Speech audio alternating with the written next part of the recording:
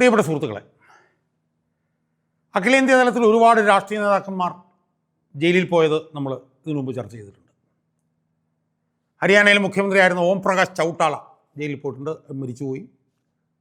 അങ്ങ് തെക്ക് തമിഴ്നാട്ടിലെ മുഖ്യമന്ത്രിയായിരുന്ന ജയലളിത പരപ്പനഹാര ജയിലിൽ കിടന്നിട്ടാണ് മരിച്ചത്. പിന്നെ ലല്ലു പ്രസാദ് യാദവ് ദീർഘകാലം ജയിലിൽ കിടന്നിട്ടുണ്ട്. ഡൽഹി മുഖ്യമന്ത്രിയായിരുന്ന അരവിന്ദ് കെജ്രിവാൾ ജയിലിൽ കിടന്നിട്ടുണ്ട്.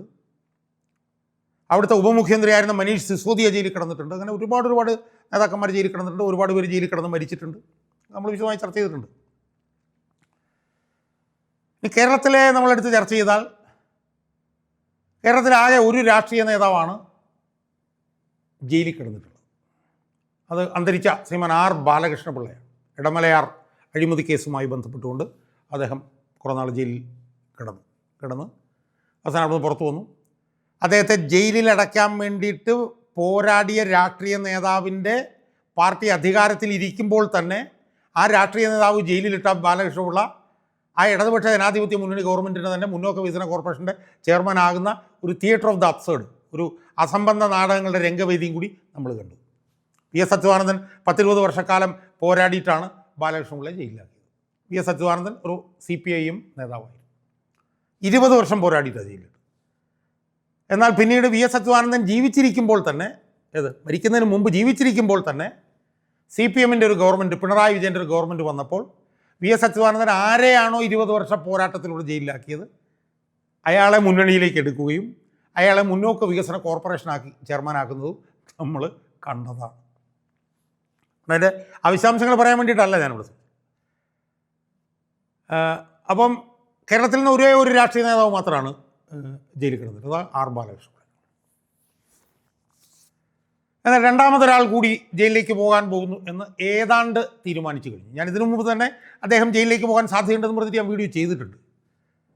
പക്ഷേ ഇപ്പോൾ പുതിയതായി തിരുവനന്തപുരത്ത് എനിക്കൊന്ന് സെഷൻസ് കോടതിയിൽ നിന്നാണെന്ന് തോന്നുന്നു വന്നിട്ടുള്ള ഒരു വിധി കൂടെ വന്നതോടുകൂടി ആ നേതാവ് ഏതാണ്ട് അഴിയെണ്ണും എന്ന് തീരുമാനമായിരിക്കും. ആ നേതാവിൻ്റെ പേരാണ് ശ്രീമാൻ ആൻ്റണി രാജു.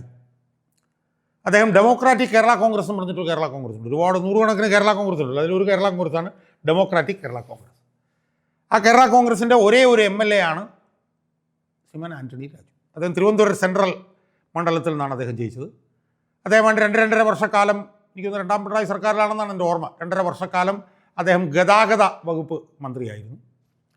2.5 വർഷം കഴിഞ്ഞപ്പോൾ അദ്ദേഹം ആർ ബാലകൃഷ്ണപിള്ളയുടെ മകൻ ഗണേഷ് കുമാറിന് ആ സ്ഥാനം കൊടുത്തിട്ട് അദ്ദേഹം ആ സ്ഥാനത്ത് നിന്ന് ഒഴിഞ്ഞ് തിരുവനന്തപുരം സെൻട്രൽ നിന്നുള്ള MLA ആയി തുടരുകയായിരുന്നു. അദ്ദേഹവുമായി ബന്ധപ്പെട്ട ഒരു കേസ് നമ്മൾ കുറേ കാലമായി ചർച്ച ചെയ്യുന്നുണ്ട്.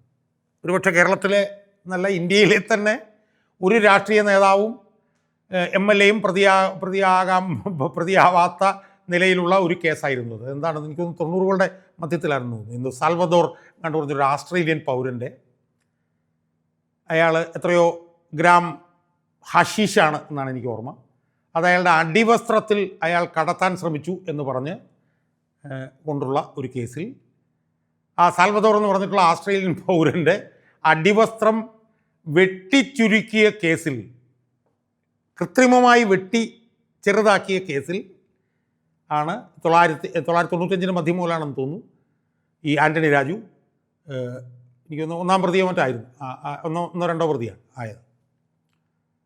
അന്ന് അദ്ദേഹം അഭിഭാഷകനായിരുന്നു. അതിനുശേഷം അദ്ദേഹം ഒരു പാർട്ടിയിൽ ചേർന്നു. എനിക്കൊന്ന് 2ാമത്തെ തവണയോ മറ്റാണ് ഇപ്പോൾ MLA ആകുന്നത്. എന്താണ് ആ കേസ്? നമ്മൾ കുറേ ചർച്ച ചെയ്തിട്ടുള്ളതാണ്. എന്നാലും എൻ്റെ ഒരു പശ്ചാത്തലം മനസ്സിലാക്കാൻ വേണ്ടിയിട്ട് ഞാൻ പറയും. ഈ സാൽവദോർ എന്ന് പറഞ്ഞിട്ടുള്ള ഇയാൾ ഈ മയക്കുമരുന്ന് അയാളുടെ അടിവസ്ത്രത്തിൽ ഒളിപ്പിച്ച് വെച്ച് കടത്തി. അതിന് അയാളെ തിരുവനന്തപുരത്ത് ഏതൊരു കോടതി അയാളെ 1 വർഷത്തേക്ക് മറ്റോ എത്രയോ വർഷത്തേക്ക് തടവിന് ശിക്ഷിച്ചു. ആ കേസ് ഹൈക്കോടതിയിലെ മറ്റോ വാദത്തിന് വന്നപ്പോൾ പ്രതിഭാഗം ഈ സാൽവദോർ എന്ന് പറഞ്ഞ അയാളുടെ അഭിഭാഷകൻ ഈ അടിവസ്ത്രം പരിശോധിക്കണം എന്ന് കോടതിയോട് ആവശ്യപ്പെട്ടു. പ്രതിഭാഗം പറഞ്ഞു ഈ അടിവസ്ത്രം ഇയാളുടേതല്ല. അപ്പോൾ കോടതി ചോദിച്ചു എന്തുകൊണ്ടാണ് അല്ല എന്ന് പറയാൻ കാര്യം ചോദിച്ചപ്പോൾ പ്രതിഭാഗം പറഞ്ഞു അത് ഇട്ട് നോക്കണം, ഇട്ട് നോക്കിയാൽ അത് അയാളുടേതല്ല എന്ന് ബോധ്യമാകും. അങ്ങനെ കോടതി ഈ പ്രതിയെ കൊണ്ട് ഈ അടിവസ്ത്രം ഉപയോഗിപ്പിക്കാൻ ശ്രമിച്ചപ്പോൾ ആ അടിവസ്ത്രം ഈ പ്രതിക്ക് പാകമാകുന്നില്ല എന്ന് കണ്ടുകൊണ്ട് ആ പ്രതിയെ വെറുതെ വിട്ടു. അന്വേഷണ ഉദ്യോഗസ്ഥനെ വളരെ അതിരൂക്ഷമായി കോടതി വിമർശിക്കുകയും ചെയ്തു. എന്നാൽ അന്വേഷണ ഉദ്യോഗസ്ഥന് ഇത് വലിയ അത്ഭുതമായിരുന്നു. കാരണം അയാൾക്ക് ഉറപ്പാണ് ഇങ്ങനെ ഒരിക്കലും സംഭവിക്കില്ല. കാരണം അയാളത് പ്രതിയെ ഇട്ട് നോക്കി പാകമാണെന്നൊക്കെ കണ്ടുപിടിച്ചിട്ട് ആണ് വിശദമായിട്ട് കുറ്റപത്രമൊക്കെ സമർപ്പിച്ചത്. അപ്പോൾ അന്വേഷണ ഉദ്യോഗസ്ഥൻ ജയമോഹൻ എന്നായിരുന്നു ഉദ്യോഗസ്ഥൻ്റെ പേരെന്നാണല്ലോ. അയാൾക്കത് അങ്ങനെ നടക്കില്ല എന്ന് ഉറപ്പായിരുന്നു. അതിനെ തുടർന്ന് അദ്ദേഹം നിയമ നടപടികളുമായിട്ട് മുന്നോട്ട് പോയി. അവസാനം സുപ്രീം കോടതി ഇത് ഹൈക്കോടതിയോട് വീണ്ടും പരിഗണിക്കാൻ പറഞ്ഞു, പരിശോധിച്ചു. അതിനിടയിൽ കേരളത്തിൽ പോലീസിൻ്റെ അന്വേഷണം നടന്നു. എനിക്കൊന്ന് ടി പി സെൻകുമാറിൻ്റെ നേതൃത്വത്തിലായിരുന്നു അന്വേഷണം നടന്നു. ആ അന്വേഷണത്തിൽ ഈ അടിവസ്ത്രം വെട്ടിച്ചുരുക്കിയതാണ് എന്ന് കണ്ടുപിടിച്ചു. അപ്പോൾ ആദ്യത്തെ അന്വേഷണ ഉദ്യോഗസ്ഥൻ പറഞ്ഞത് ശരിയാണെന്ന് തെളിഞ്ഞു. വെട്ടിച്ചുരുക്കിയതാണെന്ന് കണ്ടുപിടിച്ചു.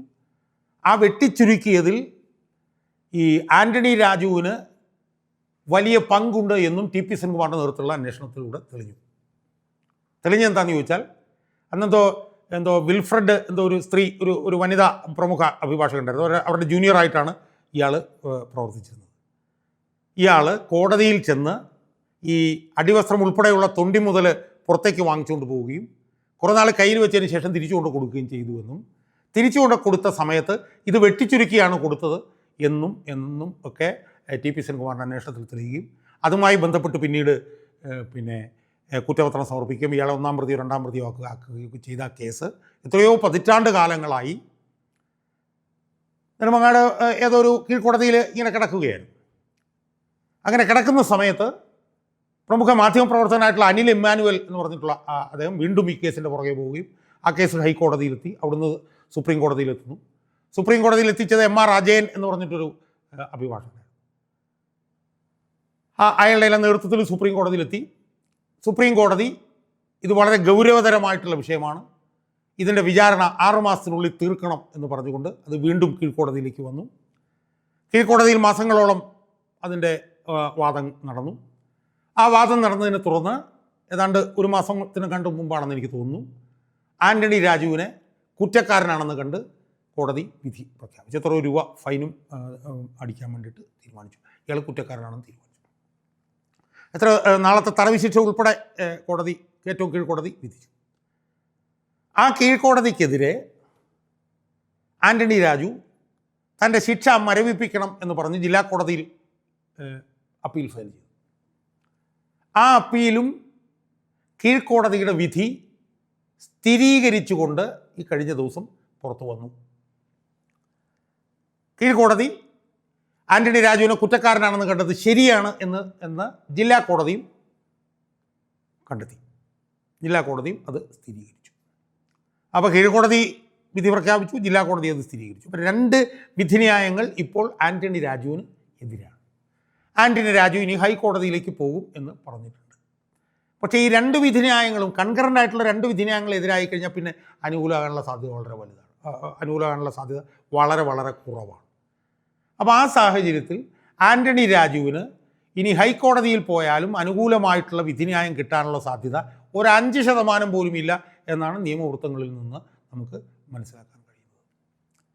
ഹൈക്കോടതി കൂടി ഈ വിധിന്യായം സ്ഥിരീകരിച്ചാൽ കേരളത്തിൽ നിന്ന് അഴിയെണ്ണാൻ പോകുന്ന 2ാമത്തെ രാഷ്ട്രീയ നേതാവായി ആൻ്റണി രാജു മാറാൻ പോവുകയാണ്. അപ്പോൾ ആദ്യം ബാലകൃഷ്ണപിള്ള, ബാലകൃഷ്ണപിള്ളയ്ക്ക് ശേഷം ആൻ്റണി രാജു എന്ന് പറയുന്ന രാഷ്ട്രീയ നേതാവും അഴിയെണ്ണാൻ പോവുകയാണ്. മിക്കവാറും അടുത്ത തെരഞ്ഞെടുപ്പിന് മുമ്പ് തന്നെ ഹൈക്കോടതിയിൽ നിന്ന് ആ വിധി വരാനും ആൻ്റണി രാജു അഴിയെണ്ണാനുമുള്ള സാധ്യത വളരെ വലുതാണ്. അങ്ങനെ വരുമ്പോൾ ഇടതുപക്ഷ സർക്കാരിൻ്റെ പിണറായിൻ്റെ മസ്തകത്തിന് ഒരടിയും കൂടെ കിട്ടും. എന്താണ്? ഒരു ഇടതുപക്ഷ MLA-യും ഇടതുപക്ഷത്തു നിന്നുള്ള ഗതാഗത മന്ത്രിയുമായിരുന്ന ആൻ്റണി രാജു തെരഞ്ഞെടുപ്പ് വരുന്നതിന് മുമ്പ് തന്നെ ജയിലിലായി പോകുന്നു എന്നുള്ള ഒരു സാഹചര്യം കൂടി ഇവിടെ സൃഷ്ടിക്കാൻ പോവുകയാണ്. എന്തായാലും ബാലകൃഷ്ണപിള്ളയ്ക്ക് ശേഷം ആൻ്റണി രാജുവും കേരളത്തിൽ നിന്ന് ജയിലിലാവുന്ന 2ാമത്തെ രാഷ്ട്രീയ നേതാവായി മാറും എന്നുള്ള കാര്യം ഏതാണ്ട് ഉറപ്പായി കഴിഞ്ഞിരിക്കുകയാണ്.